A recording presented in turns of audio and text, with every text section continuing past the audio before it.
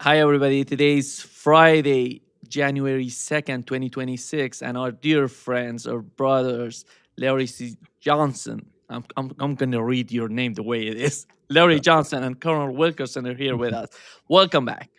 So they're Good to kicking be. off the new year in the right way, I guess. But see, you go to Iran and it shows you what an authoritarian society they are. They won't allow you to wear a Hawaiian shirt. I'm Okay, going to, that's a lie, but we're gonna. I was paid by Israel $7,000 to say that. Miriam's in the background. actually, I have them here, Larry. They're in one of my baggages, but we didn't open it, Oh, yet. okay, But I'm going to, that's on you then. yeah. Then uh, let me start, Larry, with you and with with the new article in New York Times. They're talking about that Donald Trump, after all, is somehow CIA is involved in targeting Russian targets. When it comes to the oil tankers, when it comes to the targets inside Russia, and at the same time, Donald Trump is somehow trying to do something to make a deal, make it it's some sort of agreement, and CIA is helping Ukrainian to attack Russia. What does it say, and how did you find this article? I'm sure that you know of Yeah. this article, and how did you find the details mentioned in this article? Alarming.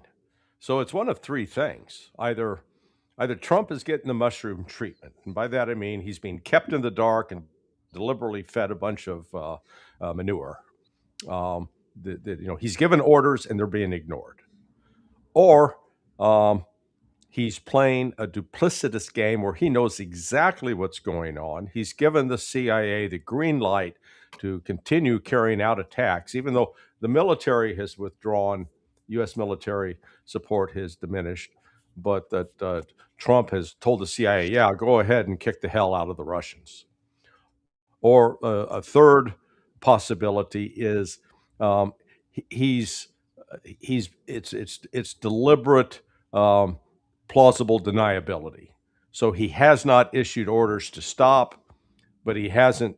He's not, he's keeping a distance so that he can claim, "Oh, yeah, I didn't know about this."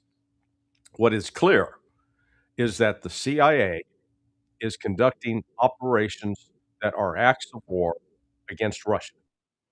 And I think that is one of the reasons you saw the furious reaction across the board in Russia to that failed attack when they launched 91 drones to assassinate Putin. And because before, until 2 days ago, I was not in a position to argue, well, was it really a CIA operation, or was this just the Brits running rogue? No, CIA operation all the way. Why? Because they delivered to the president. It wasn't. Uh, it wasn't an attempt to kill Putin. The target was a military installation near Putin's residence. What the hell? How do they know that? The only way you know that is if you're involved in planning the operation. Number one. Number two, they're terrible liars because the Russians have recovered one of the electronic components that contains the flight path and the targeting information. The Russians exploited it, and they've now turned it over to the United States, to the defense attaché in Moscow. They called him to the Ministry of Defense, and welcomed him, and basically said, we've got this, we've examined it, we've been able to extract the data, and this is what it shows, and here's you can have it back. So the CIA, for a variety of reasons, some of them financial, some of them that they're heavily invested just from a professional standpoint within, let's not discount what I call the bureaucratic inertia that drives a lot of these. But Trump's playing a dangerous, dangerous game. And Russia now, I think, based upon what they've said, going to escalate this in a very dramatic fashion, and probably will include targeting and killing British and U.S. intelligence operatives. Yeah, Colonel.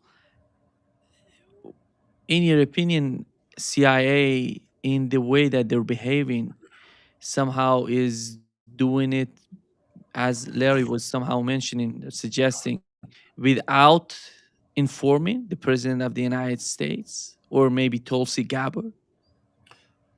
I think Larry's right in the several scenarios he painted. There are permutations of each one of those scenarios.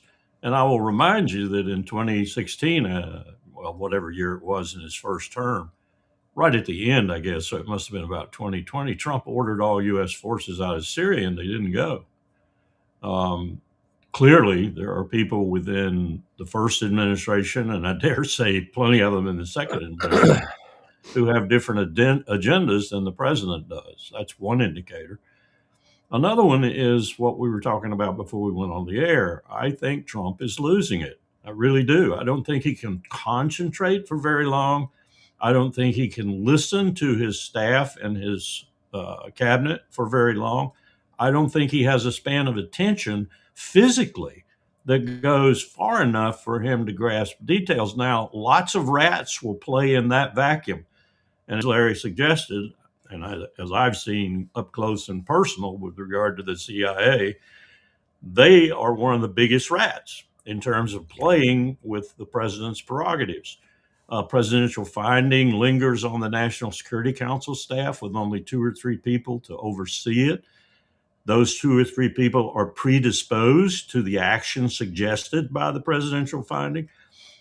President's out of it now, either because, as Larry said, he wants plausible deniability, or because he really can deny it. He doesn't know what's going on. It's still going on with the CIA, and the CIA is doing it.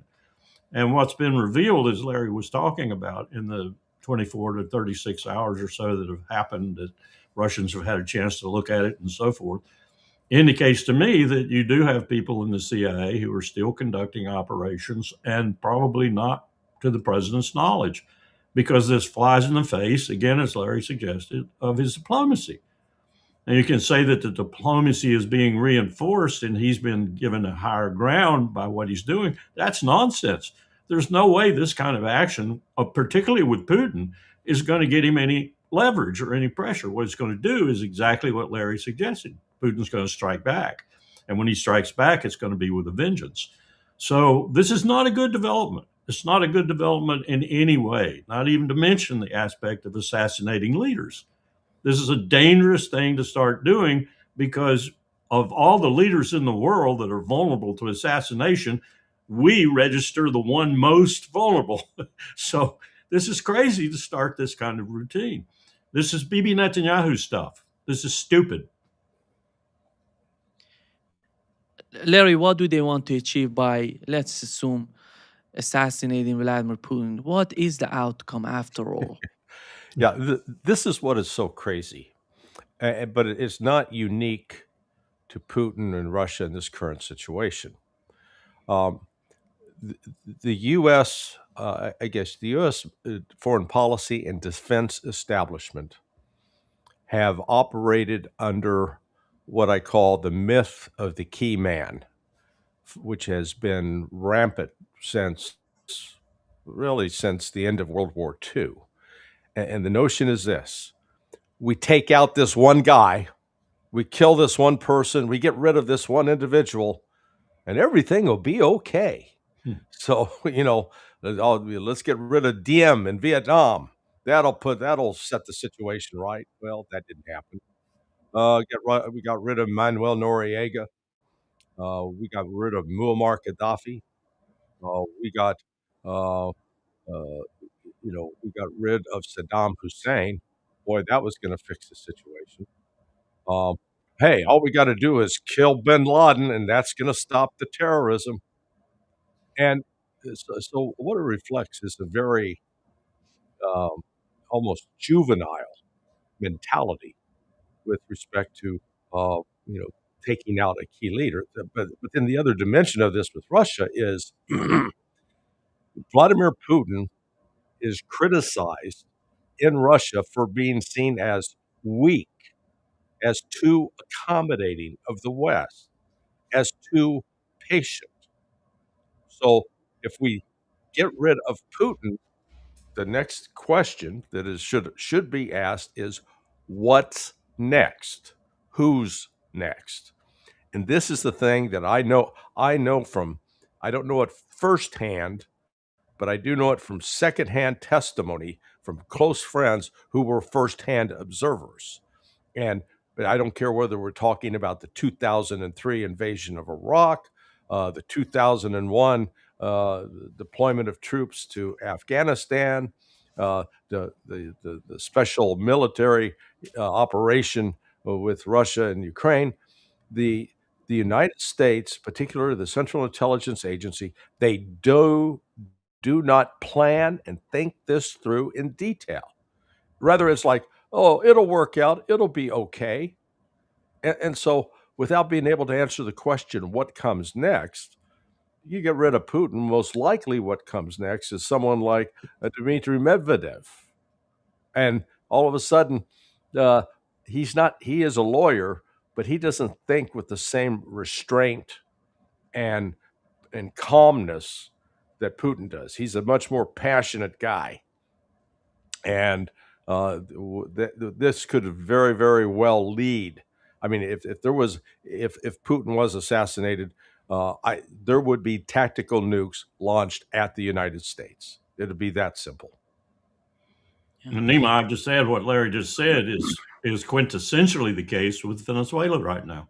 Yeah, The CIA has no idea where they're going from here, nor do we, apparently, other than to disaster. absolutely. Colonel, I think the question is not only who's going to replace Vladimir Putin, if that happens, what would be the reaction on the part of Russians? Yesterday, I talked with Andrei Martyanov. I wanted to know what is the mindset on the part of Russians. What would be the reaction if that happens? He literally said they're going to nuke London. You So got me? So what's that? What's that? Why do they?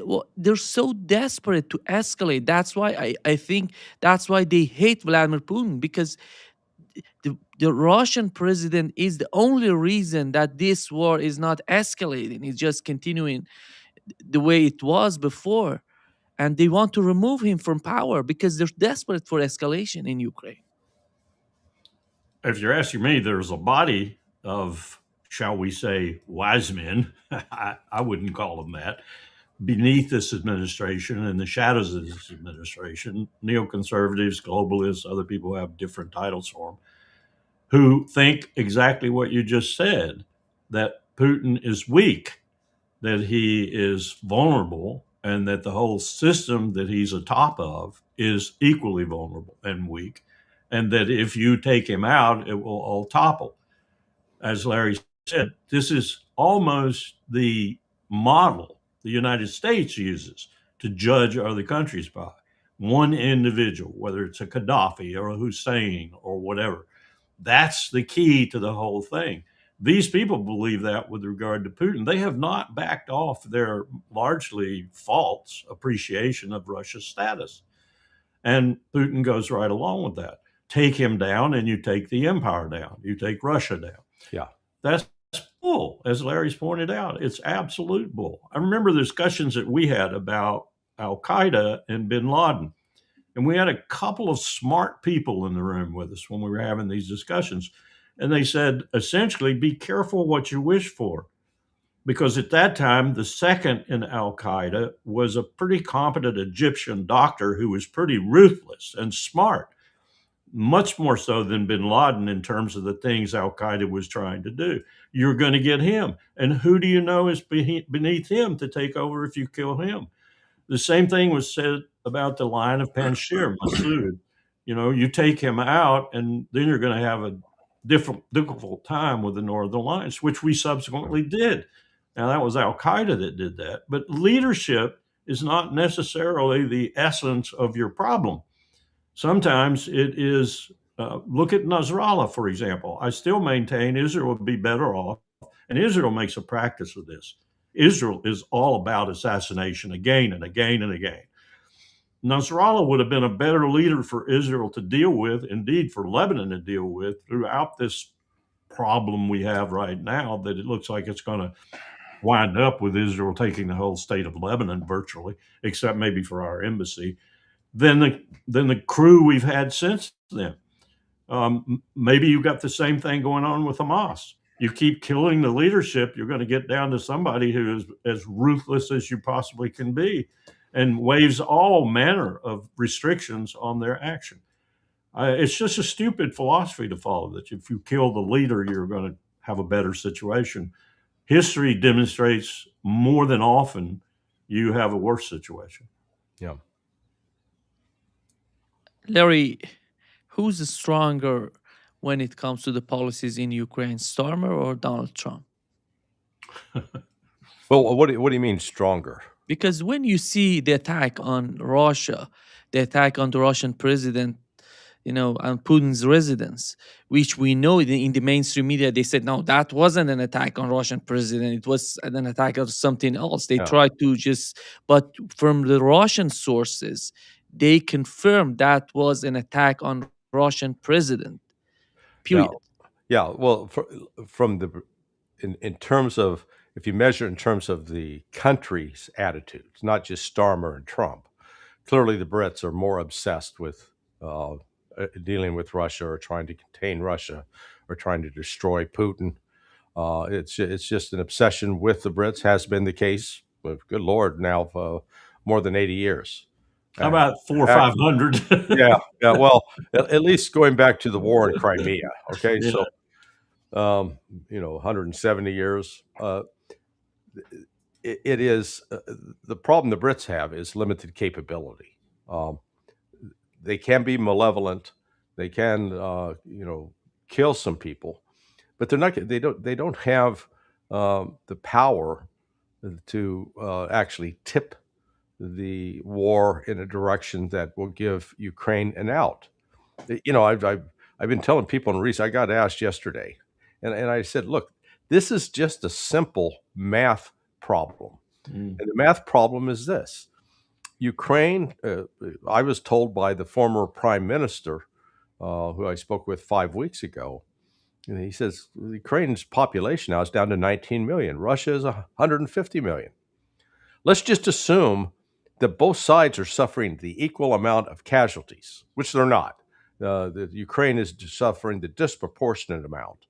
And right now, it was reported yesterday that the exchange of bodies, dead Russian soldiers for dead Ukrainian soldiers, is at a ratio of 60 to 1, Wow. and that Russia is sitting on a pile of Ukrainian bodies that the Ukrainians don't want back. But if you just assume that both sides are suffering the same amount of losses, let's say they're suffering 1 million men a year. Well, do the math. How long can Ukraine continue the fight? Well, they'll be lucky to go 8 years because that 19 million includes women, children, elderly. Russia's got 150 million. So just by virtue of that, there's no way that Ukraine will prevail ever. And yet, the Brits, the Germans, the French, and the United States continue to facilitate uh, their suicide, providing them weapons, providing them money, providing them intelligence, and for what purpose? Because the West has become convinced they don't have good intelligence sources in Russia. They've been relying upon what they've been told by the Ukrainians, and they become convinced the Russian economy is fragile. It's heavily dependent on oil. All you got to do is just destroy their oil sector. They're going to collapse, and we'll be able to take over the country. They really believe this, and that's what's so absurd. It's not just about the United Kingdom, Colonel. Here is in Germany. Look at this. The teenagers were asked. Let me just, yeah. Let me just bring yeah. The teenagers. Let me read it for you. The teenagers were asked if they're ready for war with Russia.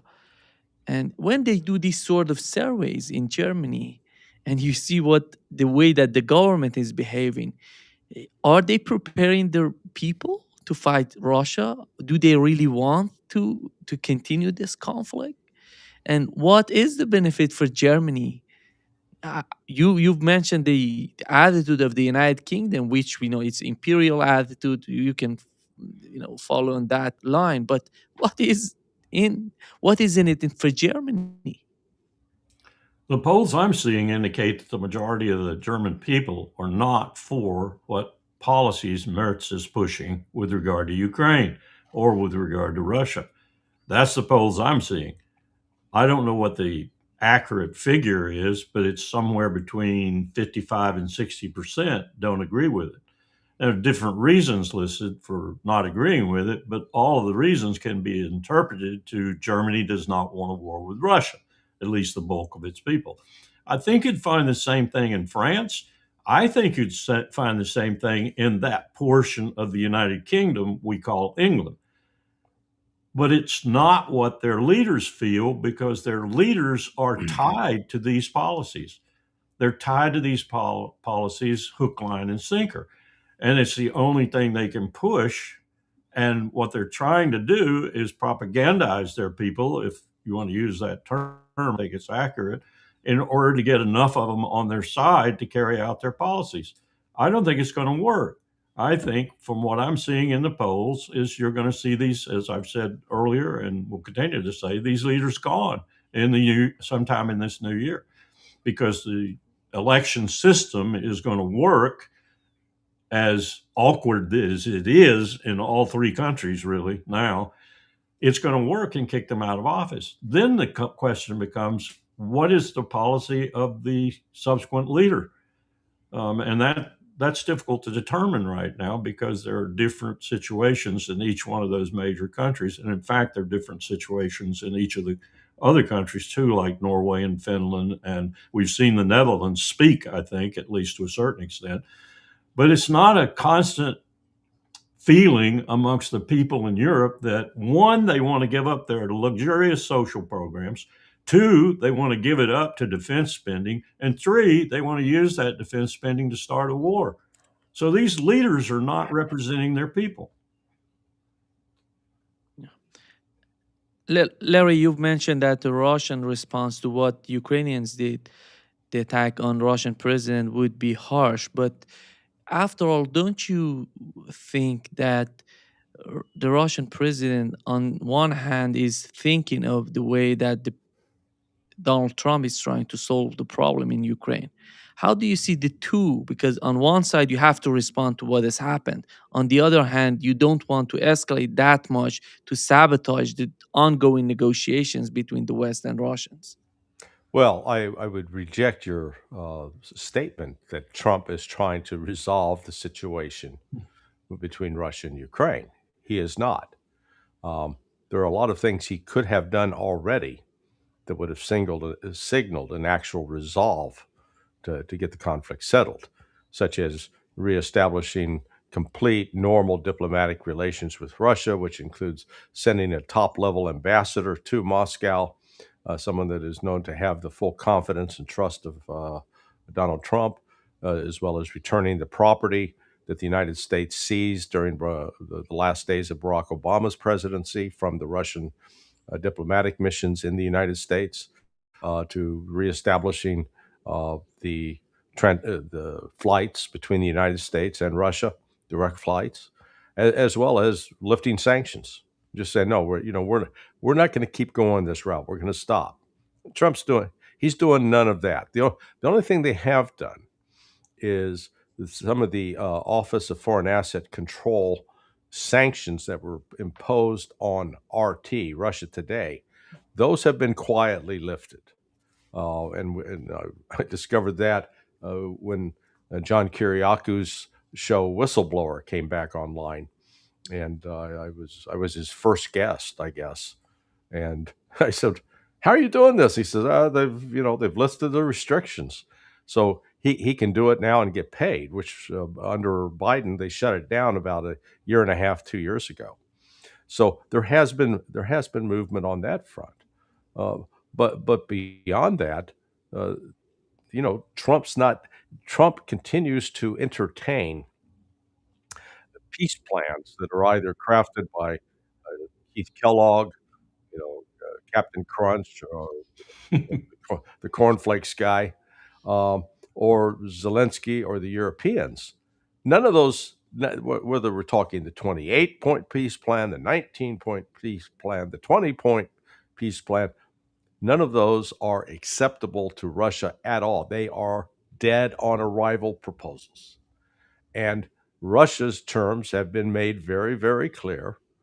And while Trump has, in his last remarks surrounding when Zelensky was at Mar-a-Lago, he did, affirm the Russian position. Yeah, it's not going to be a ceasefire.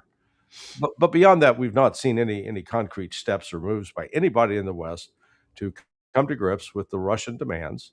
And so at this point, uh, Russia's options are to win it on the battlefield, and I've been maintaining that all along. There's not a negotiated settlement here to be had. It is going to require the actual defeat of the Banderites, the Azov Battalion, the right sector.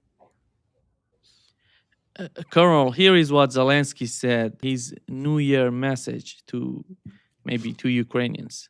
What does Ukraine want? Peace. Yes. At any cost? No. We want the end of the war, not the end of Ukraine. Ми хочемо закінчення війни, але не закінчення України.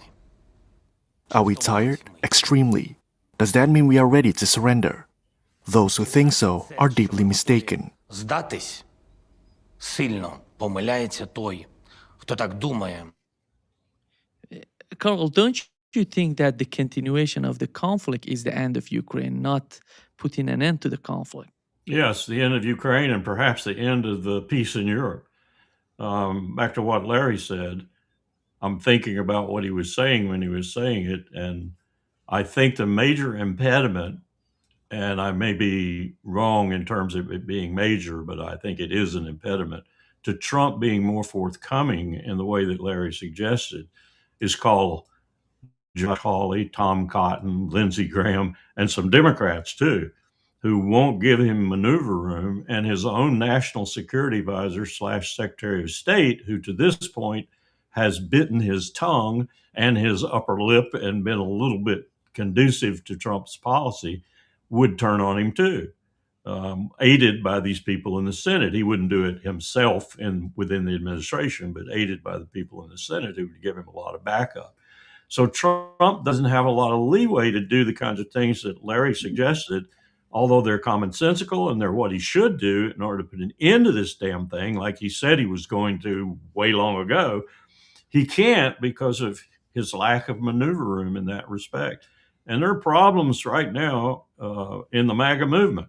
Everything from what Charlie Kirk's assassination did and the relationship with Israel to people who are questioning Epstein even more virulently now with regard to Trump and the people in the Republican Party who are involved, undoubtedly involved, just as the Democrats like Bill Clinton are.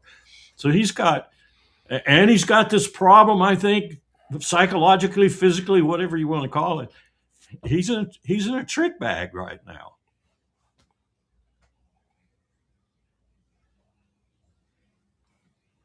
Larry, do you score anything for the Trump administration considering the two cases, Epstein case and the Charlie Kirk, assassination? So far with Kash Patel and his administration, we haven't seen any clue about what has happened during with the case of the assassination of Charlie Kirk. Is that going to help Donald Trump? Is that going to help his sort of movement or maybe the candidate they have in their mind for 2028? Trump's problem is he's being held hostage by Israel, or he has completely surrendered himself to Israel. So with the case of Kash Patel as an example, Kash Patel is a whore, a prostitute. He has sold out to Israel, as has John Ratcliffe. The problem this creates for the Trump administration now, and it's particularly centered on the Charlie Kirk and Epstein, is in both instances, Israel is front and center. Yeah. The the pressure being brought to bear on people who are pointing to Israel's hand. And I personally believe that members of Israeli intelligence were involved with the murder of Charlie Kirk. I, I think the circumstantial evidence on that is overwhelming. The motive for it is quite clear. But, this is not the first time Israel's been involved with assassinating an American political figure. It goes back all the way back to John F. Kennedy. And again, the evidence on that part, people say, oh, you're just a conspiracy theory. Just look at the damn facts. Yeah. The ties between what Kennedy was doing in order to try to prevent Israel from getting a nuclear weapon and the activities of Meyer Lansky, other prominent Zionists that were involved with the nuclear industry up in Pennsylvania, and then the ties in with the CIA. James Jesus Angleton, who was honored when he died, he was honored by the Israeli government. The only CIA officer I'm aware of that got that kind of recognition and honor. So what you've got going on here is the Israelis have just they continue to act with impunity, but it's creating a real pushback and a reaction. And Candace Owens and Tucker Carlson and Megyn Kelly right now are sort of the front people for that. And it just shows you how crazy these Zionists are, that they were attacking Megyn Kelly as an anti-Semite. Yeah. Now, if anybody knows anything about Megan's career, you could accuse her of being a water carrier for Israel. You know, she she used up a couple of tubes of chapstick from kissing Israeli ass over the years. Yeah. But now even she's pushing back, that recognizing these extreme attacks by the likes of Ben Shapiro and Mark Levin, that Americans are getting sick and tired of it. And there's a retired special forces NCO. He does a podcast at Valhalla VFT, and he just said, "Hey, we are sick and tired of this Israel first, America second." And he's not a big Trump supporter at all. In fact, he's quite critical of Trump.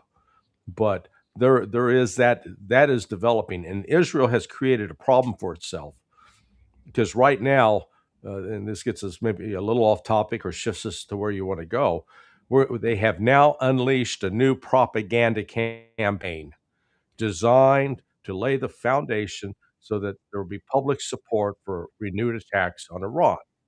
And it's all centered around, all of these protests that are sweeping Iran, and Trump is weighing in. Yeah, we're going to attack Iran if they shoot any protesters. I mean, it's crazy stuff, but that this is this didn't crop up organically, because people go, "Oh yeah, we're really outraged at what Iran's doing." No, this is completely manufactured, and it has one purpose: to get the United States back involved militarily with Iran. And both the Israelis and the United States are making a damn stupid decision on that front. And Nima, at the same time, they've re-energized and refinanced, probably Miriam behind a lot of it, their campaign inside America to make sure that their programs of dealing with anti-Semitism are rampant in every state of the union. They have it all going again, reinforced, everything from our school systems to our history books, you name it. They're writing the chapters. They're writing the Palestinians out and the state of Israel in. They're desperate in some respects. Yeah. And you look more and more at this and you see just how desperate they are, because they understand viscerally they're losing the young people in America, even their own Jewish friends. They're losing them. Yeah. Carol, what's so amazing to me being in Iran after 12 years, more than 12 years, and seeing what's going on streets here in Tehran. I mean, I'm currently in Tehran, and I have many friends all around the country. I'm in contact with them to see what's going on there, and it's not even comparable to what's going on in the mainstream media. They're somehow exaggerating everything as though it's the revolution against the current regime in Iran.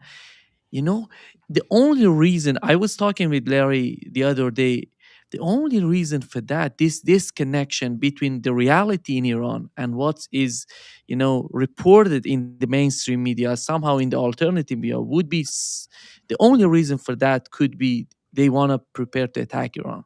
Yeah. It's not quite as glaring, but the same thing's going on with regard to Moscow and Russia in general. The Russophobia in this country is generated by the propaganda that is aimed at generating it. It's not a reality, as Larry has said, and others have said many, many times over again who know Russia. But it's happening, and it's happening in spades now with regard to the country you're sitting in. We Yeah. will do everything and Israel's helping. Israel is helping with this too. Netanyahu's speech in English about, oh, we'll bring you water. We'll bring you the world's greatest water expertise and experience. All you got to do is let us in. And this is all part of the same warp and woof. We're going to war with Iran. And Trump's going to be right there with him. Miriam Adelson is so far up Trump's derriere with lots of money that we're going to go with him. I'm not even sure he's going to have to ask. I think he already asked at Mar-a-Lago, and Trump gave him the nod. Yeah. Larry, here is what Donald Trump said. Larry, here is what Donald Trump said, about the attack on Iran. And the way that he's talking, I was talking with one of the officials here, it's trying to humiliate Iranians, by just look at the video and the way that he's talking about attacking Iran again. And speaking of Iran, I hope they're not trying to build up again, because if they are, we're going to have no choice but very quickly to eradicate that buildup. So I hope Iran is not trying to build up, as I've been reading that they're building up weapons and other things. And if they are, they're not using the sites that we obliterated, but they're using possibly different sites. We know exactly where they're going, what they're doing, and I hope they're not doing it because we don't want to waste the fuel on a B-2. It's a 37-hour trip both ways. I don't want to waste a lot of fuel. Yeah, it's somehow how you can imagine every time it comes out. They if they want to negotiate, we're ready to negotiate, and coming out this way and talking this way is somehow unbelievable to me. Well, Iran's production of ballistic missiles has been an issue for Israel, and to a lesser extent for the United States. The United States doesn't pay much attention to it until Israel starts screaming. But Iran's ability to produce those missiles was not disrupted at all by the 12-day war. And reportedly, Iran did not use its most sophisticated ballistic missiles. It used some of the older stuff. And initially, it was all the older stuff. And then as the 12 days progressed, they began using some of their more recent productions that had far more capability as far as being hypersonic and steerable. And that's what brought the Israelis to the point of begging Trump to intervene to stop the pain. Iran did so. In retrospect, I think foolishly so. I personally believe they should have continued until the Israeli government was forced to collapse and call for and to essentially surrender, to stop. But the Israelis in their foolishness believe that they can do this again. What they did in 6 months ago, and that they will succeed this time. It's the definition of insanity. Doing the same thing over and over again, believing that you're going to get a different outcome. But I think if you would have asked me 2 weeks ago, I would have said, "Nah, I don't think there's a chance that we're going to go back and attack Iran." No, I've completely changed my mind now based upon what we're seeing with this information operation that's being carried out, suggesting that there are widespread protests. All we need to do is intervene militarily. And look, I actually believe there are folks in the intelligence community, both on the Israeli side and on the U.S. side, that are saying, "Oh yeah, no, this is an organic movement. There's a widespread unrest. They're going to rise up. All we got to do is attack this point or that point, and it'll collapse." They're being told that, and instead of having enough critical thinking skills to push back, uh, I think Trump and his officials are going to go along with it. Carl, did you notice that the government, the officials in Israel are attacking Tom Barak? Tom Barak is you know, he did everything to support Israel, to help Israel. But right now they're attacking Tom Barak because he said that we have to accept that the Muslim community is growing, and the United States cannot fight everybody on this planet who's Muslim in favor of Israel. And this is the reality on the ground, because the way that Israel is growing the tensions with Turkey, with Iran, with everybody, and then new alliance, new sort of partnership with, South Cyprus together with Greece. This is this is some sort of a dilemma on the part of the United States. To what extent do they want to support Israel? How far they can go in that direction? Don't tell anybody this right now because it would be a secret let out. That's exactly what we want. That's exactly what the United States wants. Now, I'm not saying Donald Trump wants it. I don't know. And I'm not saying that anyone in his cabinet wants it. I don't know. But there is a group of people in this country, call them globalists, call them neoconservatives, call them Islamophobic assholes, pick your name, that wants every Muslim on the face of the earth exterminated, or close thereto as you can get. Now, you know that I've thought all along, and have never backed off of it, this is one place where I differ with Larry, that we were going to war with Iran again. It was inevitable because Netanyahu wants that as the last chapter, although there's never a last chapter for Bibi. He's always got a new book in the works. And it's going to be disaster for both countries. It's going to end Israel's existence as a Jewish state, certainly, and maybe even as a state, period. And it's going to hurt the empire so significantly that, along with the economic crisis that is coming now, I think in 26, probably curb every instinct we have for reaching out and striking everyone, with the possible exception of our own hemisphere, which worries me because we will then concentrate our own hemisphere and do irreparable damage to it from one end to the other. You may have seen what the ambassador Trump appointed, that moron that he appointed, already knew what he was like from the Netherlands, where he had to apologize. I think that's where he was ambassador.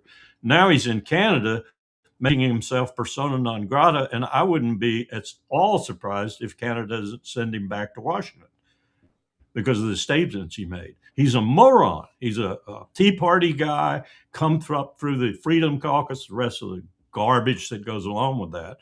That's where we are right now, but we are going back to war with Iran. You know what I think about what I said earlier? You heard me say it. The Iranians should have finished it off. They should have finished Israel off.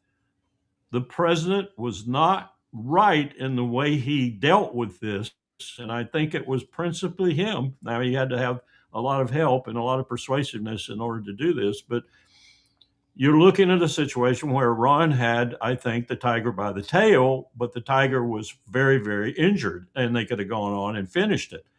They didn't. Now they're going to have to do it again. And now they're going to have the prospect of Bibi going nuclear. They're going to have the prospect of the United States being so pressed by what happens afterwards that it manages to destroy itself in Iran or in Southwest Asia in general. This is disaster looming. It's disaster. But it's not going to be Iran being defeated in any way, fashion, or form. It's going to be Israel being defeated.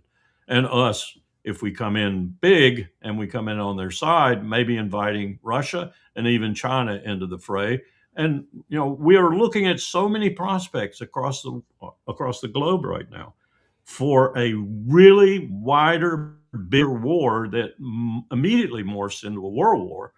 that and you put the economic crisis that's upon us even as I speak and going to manifest itself big time in 26.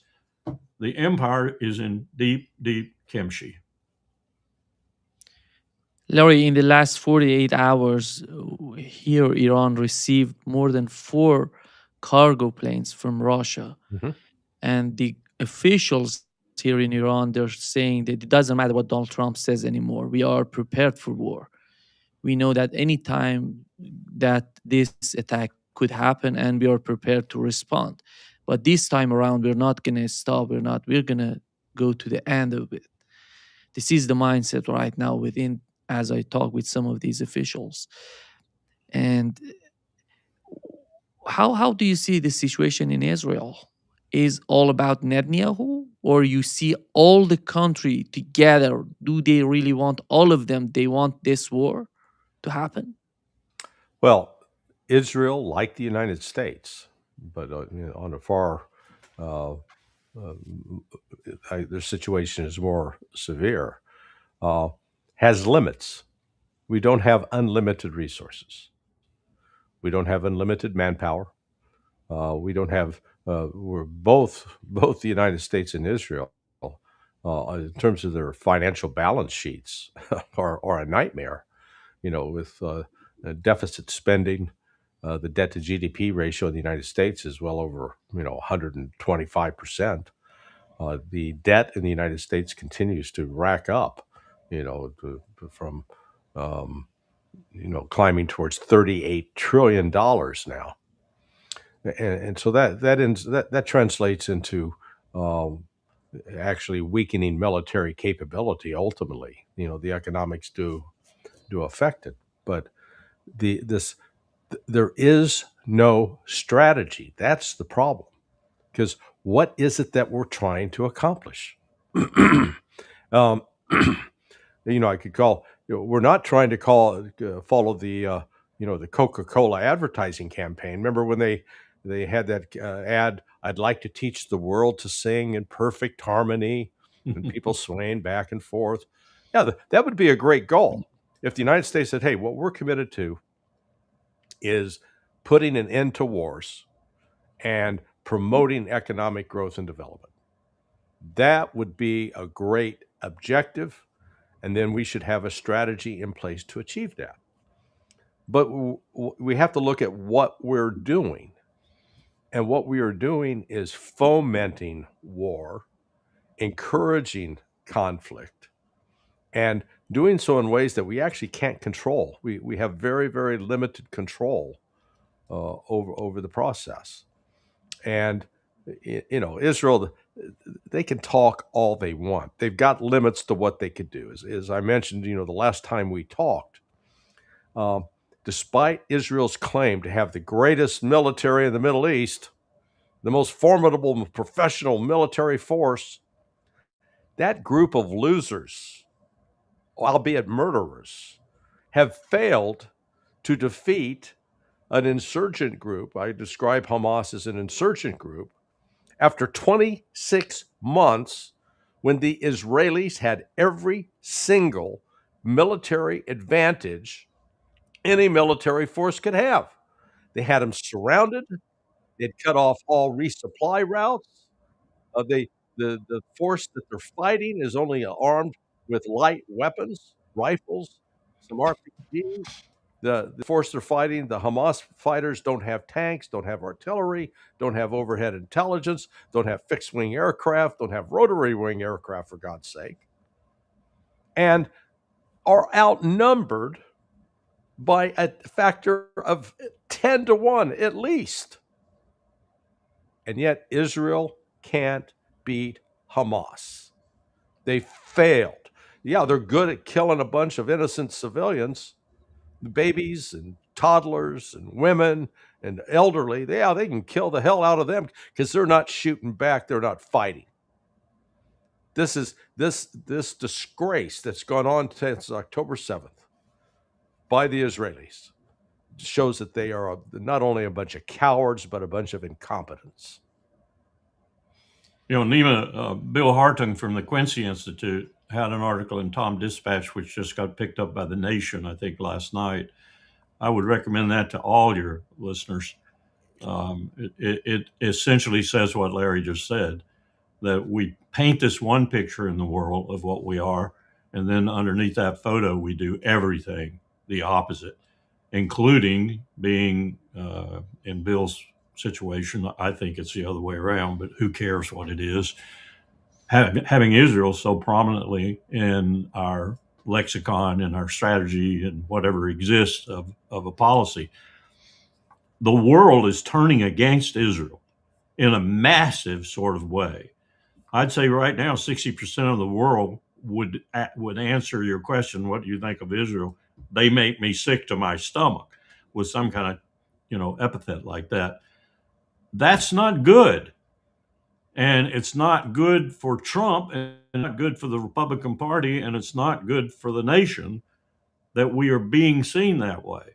And largely the reason we're being seen that way, no matter how you interpret the relationship, which way it runs, is Israel. And they're in our country building the propaganda machine again to capture the young people they're losing right now, this minute, financed by these people like Miriam Adelson. This is a disastrous situation. I don't think there's a situation in human history in 5,000 years that we know something about where another country has so infiltrated a major country, an empire, and brought that empire to its knees simply because of its adherence to that other country's policies or its use of that other country to carry out its own strategies, such as they are. It doesn't matter which way the relationship works, really. It is ruinous. And as I said, it's ruinous to us both. Yeah. Larry, I do believe that at least when I look at the Iranian side, if something happens, it's going to be a big war. It's not going to be the 12-day war between the two parties. Let's assume that happens and the United States gets involved in the war to help Israel, because after all, nobody would believe that a nation of, you know, 8 million people can fight with a nation of 91 million people. It's not even comparable. That's why the United States would be part of the fight against Iran. So, how do you find the reactions? How do you find the way that Russia and China would see such a scenario? Well, Russia and China then would be directly involved. Um, that's one of the things that's changed since June 25th, when these hostilities were brought to an end, temporary end at that. Uh, Iran woke up from its delusional dream that somehow it could continue to operate in the world without having a military alliance with Russia and with China.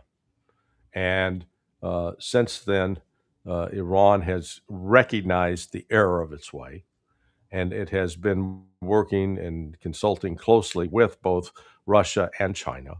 And this arrival of Russian military aircraft, cargo aircraft, carrying, is it air defense systems? Is it other personnel that are going to help train up Iranian systems?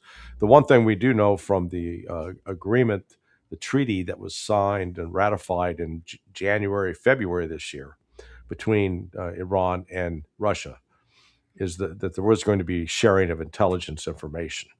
And I'm sure the Russians are monitoring that. Russia has put a top priority on protecting and enhancing, building up the North-South corridor, to which and they've held at least 3-4 different consultations, not only with Iran but with Azerbaijan, because part of that is going to transit Azerbaijan. Similarly with the Chinese, they have been more active on the economic front in helping Iran than has Russia. So, and let's understand what the United States can do. Neither Israel nor the United States can conduct a ground invasion of Iran. That will not be it. The U.S. will be forced to rely upon bombing Iran with fixed-wing aircraft primarily, whether they do standoff launches or actually come into Iranian airspace. the potential game changer is that if Russia and or China have supplied Iran with advanced air defense systems and with the personnel capable of operating them, then it's going to put the United States in a position that those planes, or even the B-2s, could be vulnerable to being shot down. Um, it means that the bases that the U.S. has in Qatar, in particular, but in Saudi Arabia and Jordan, they would now be targets. Uh, Previously, Iran did not actively target those and destroy those, and take out the naval base that's in Bahrain. Um, I think this next go round, if it goes to this, and the United States supports and is enabling a Israeli attack on Iran, we'll see those targeted, and then all of a sudden, the weakness, the limitations of U.S. power are once again going to be exposed, as they were exposed in March of this year in the Red Sea, as the United States failed to open the Red Sea and stop the Houthis from being able to blockade it. Yeah. And Lehman, let me just point out one thing about your litany of things that you started with Larry's question. You said 90 million in Iran, 8 million in Israel. I think it's more like about 6 million now, Jews. Yeah. And all the differential. There's one thing you forgot. Bibi has nuclear weapons, and he has them on submarines. And my information is that he's perfected the way of firing them from those submarines. Now, whether it's surface and fire a cruise missile with a nuclear warhead, or whether he's actually perfected some sort of SLBM, I don't know. But I know that I believe these people when they tell me he can fire one from a submarine. So this is an extremely dangerous situation because of what you pointed out. The correlation of forces is so against Israel. And ultimately, I think even against the United States, because of what Larry said, we're not going to invade. We're not going to put troops on the ground in Iran. It'd be disaster if we did. And the other thing I'm looking for is in the North Arabian Sea, a carrier to be taken out, completely taken out. I know that they can probably do that. I don't know if they would do that. And that's the problem with it in terms of not a problem for the U.S., thank God, in that sense, but it's a problem for Iran. And what would that do? I mean, if you did that, what would it do? The Chinese are thinking about that right now because they can indisputably take 2 or 3 carriers out at the same time if they all have the stupidity to come into the South China Sea into the envelope of China's ability to kill them. Surface skimmers underneath the water in the submarine, and then also high velocity missiles. We're going to lose these carriers. They are legacy systems. $16 billion legacy systems, counting the air wings and all the rest of the thing. And they're going to go. And that's one of the epiphanies we're going to experience when we start something really bad. So this has got all the implications for a much wider war, especially when you tie it in with what's happening in Europe and everybody's desire to, they will want to spread it.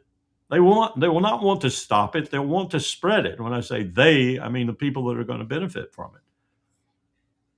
And the people who just mind boggle me, who think that the best way to get out of this debt that Larry just enumerated is to start a global war. Yeah. Larry, here is what we've learned today, that the naval contingents from Russia, China, and Iran are converging in South Africa in anticipation of the start of exercise MOSI 3 in early January this year, 2026. And MOSI 3 is a BRICS initiative aimed at strengthening mutual cooperation in the defense sphere. It seems that BRICS also is heading the way that SCO is operating right now. Are these two, because SCO is somehow a security, sort of cooperation, but BRICS is not that. And do you Yeah. think that the BRICS is moving that way? Yeah, no, I think there will be a natural convergence movement in that direction. Let's note that this naval exercise that they say is going to start sometime this month The planning for this started more than a year ago, probably at least 18 months out. Um, you know, I spent 23 years doing uh, exercises, and the process of what's called an initial planning conference, where you create a scenario and then you decide who's going to play and what assets there will be, and then you create a scenario where you get what they call a MESEL, a master sequence of events list, MSEL. Uh, all that takes some time to put together. So this is not something that's just been developed in the last 4 to 5 weeks, and the same applies to the recent naval exercises that China carried off the coast of Taiwan. So it is, um, I think the planning that's taking place within BRICS, and it's evolved from just seeing it as a strictly economic organization to one that may actually create an alternative to the United Nations. Because the problem right now with the United Nations is it's a colonial legacy system. Yep. It's one that's dominated and controlled by these Lilliputians, France and the United Kingdom, along with the United States, where they can veto and and prevent action, as well as bully and threaten other countries to try to coerce them. There's just a growing number of countries who are getting sick and tired of that, and as a result, they're looking for alternatives. And one of the things that made the UN gave the UN some teeth was it did have a capability to deploy UN peacekeeping forces. So I don't think it's out of the question that we could eventually see BRICS peacekeeping forces available for deployment. Yeah. I would just add to that, Nima, that I think what they're looking at is the imperial rules-based order being more detrimental to their futures than any other single entity in the world. And so they're going to get rid of it. Yeah. Thank you so much, Carl and Larry, for being with us today. Great pleasure, as always. Well, And Happy New Year. Happy New Year to you, and keep us informed on what's going on over there in Iran. Sure. I'm going to go to the southwest of the country because they say that the protests in that region is more than what we have here in Tehran. But I'm going to keep you, informed about what's going on here. Yeah. All right. Stay safe. Yeah, be safe. Thank you. See you soon. Okay. Bye-bye. Bye. Bye-bye.